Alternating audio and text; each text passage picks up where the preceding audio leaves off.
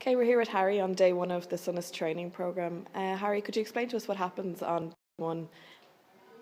On day one of the 3-day course, I suppose we open up with an exercise where people introduce themselves and the people they're sitting beside. And we talk a little bit about Sonas APC, its background, and I suppose the fact that Sonas stands for well-being.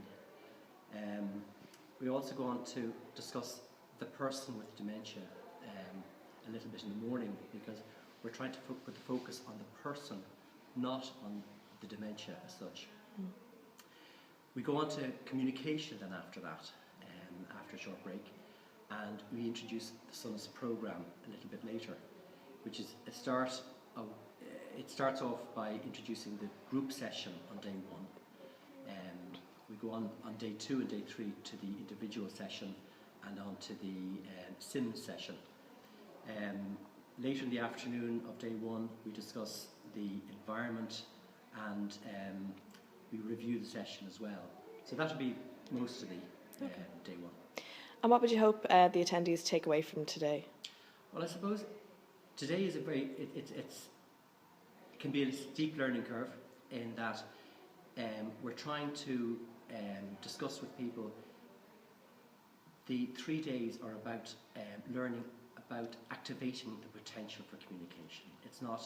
We're not discussing dementia in huge depth, but it's activating the potential for communication with the person with the dementia and putting the person as being centred, not the disease as being centred, but the person.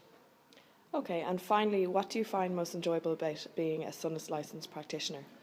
I suppose as a Sonas licensed practitioner, you get to interact with your residents on a very regular basis in a very meaningful way.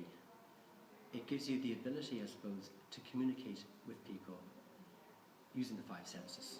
So what we're trying to say early on day 1, when we're talking about communication, we're not talking about talking with people.